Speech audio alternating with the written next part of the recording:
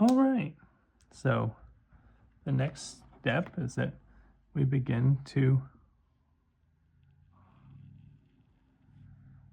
apply the red ink to our Indiana Railroad locomotive. And as I've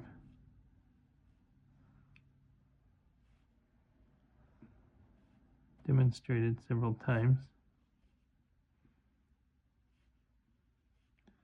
it's kind of easier to apply the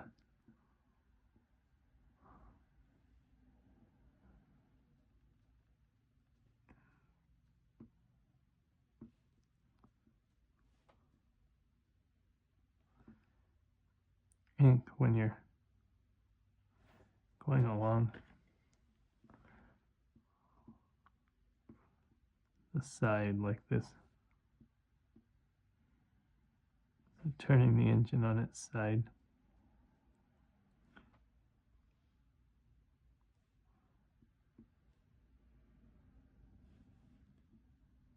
Sideways so that you can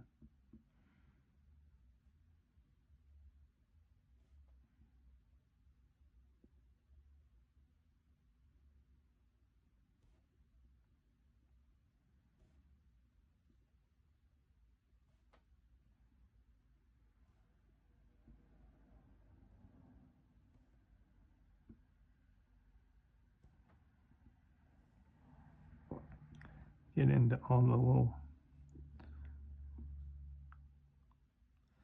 bits and pieces and around the N and the A, kind of in around each little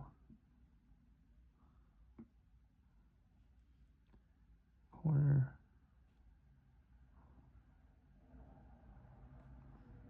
Alongside.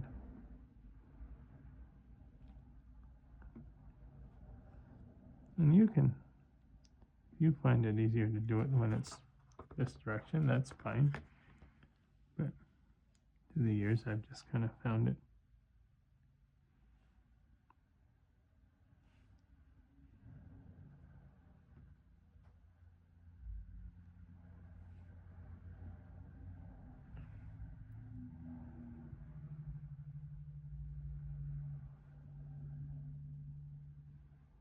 just kind of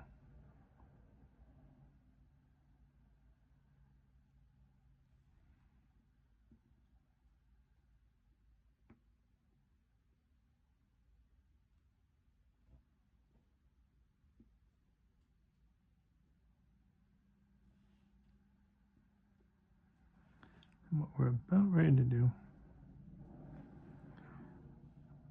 Here is, and right here is where we had, this is right here is where you're kind of glad that you ended up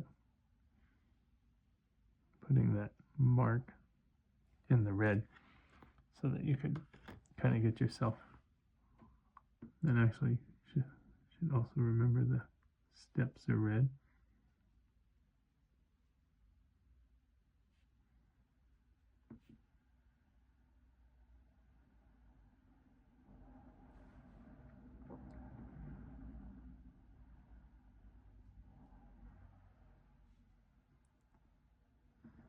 See, turning it on the other way kind of helps paint a straight line on the other direction along this handrail here.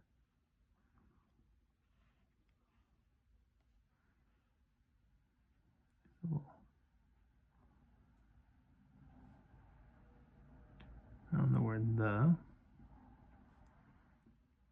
Indiana.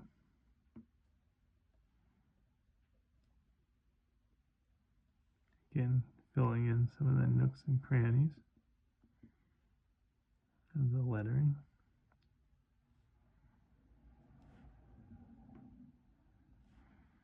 Around all the handrails too.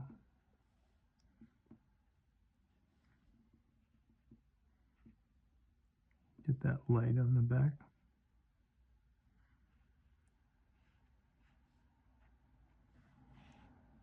kind of get this walkway here too while we're at it.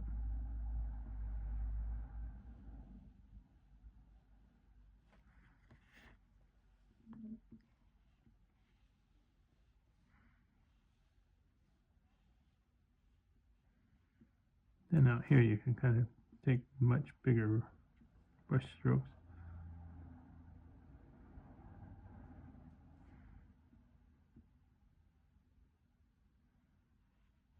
You're just kind of filling in whole sections of the hood of the locomotive. This locomotive actually,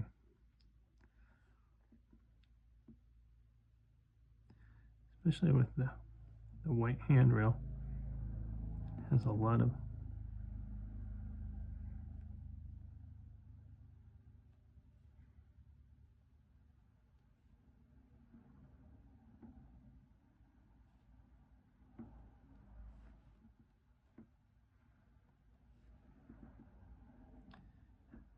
I would definitely say what it does is it has a lot of lettering for an engine that from the distance pretty much looks like mainly a red engine. Kind of why it's a pretty good practice engine where you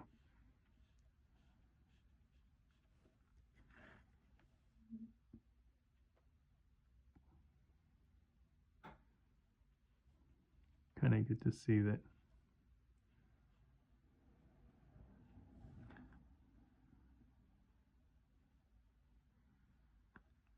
some engines, even though they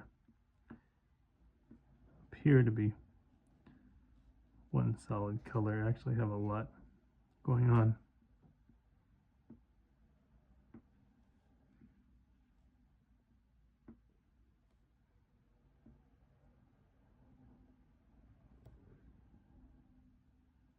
The insides of the zeros.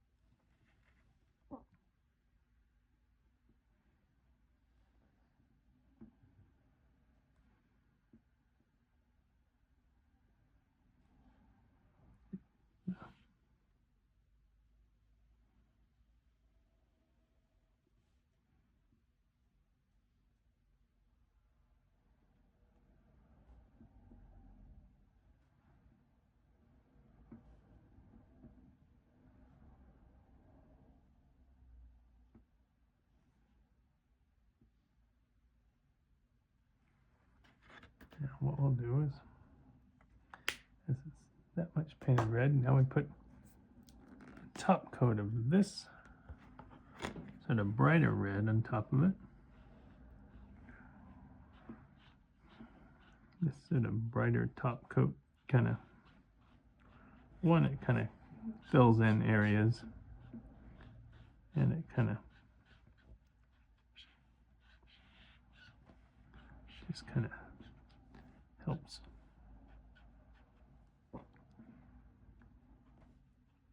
ultimately make your drawing. It's always kind of good to put a top coat of color. Definitely always put at least 2 coats of color on your drawing.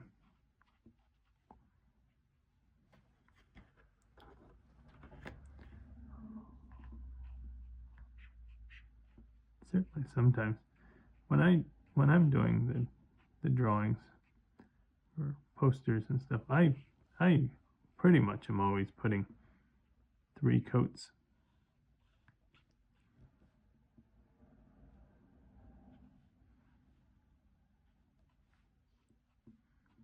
So it pays to be patient.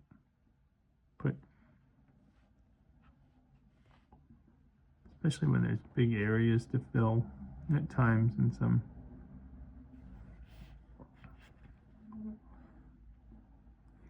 almost have to put 3 coats of different colors to smooth out.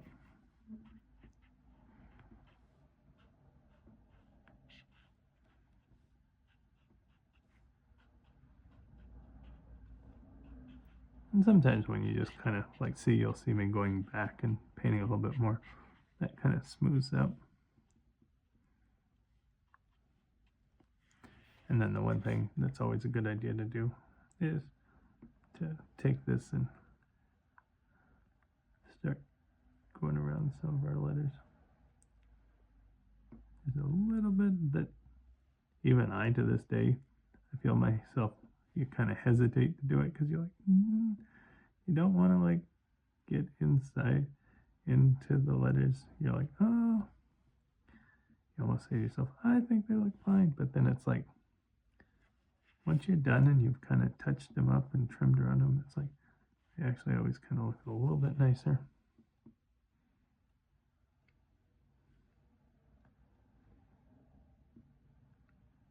But if you feel yourself getting tired, kind of maybe take a break and wait, come back and look at it maybe an hour later, half hour.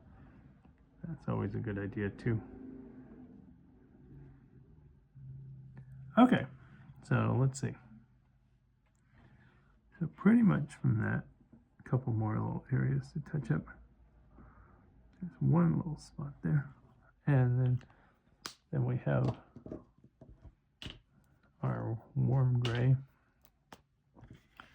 for the couplers and trucks.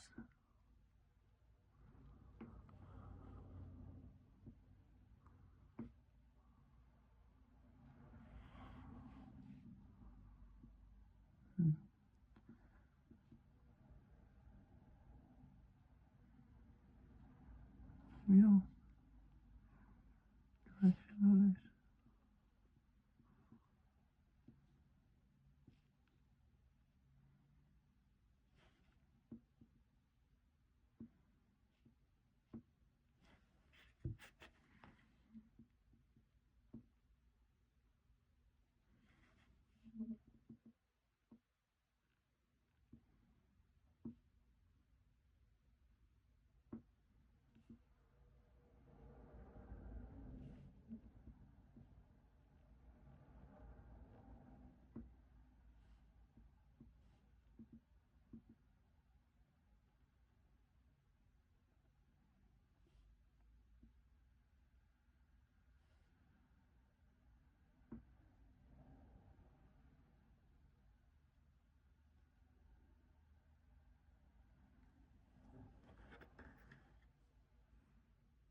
And get a pen.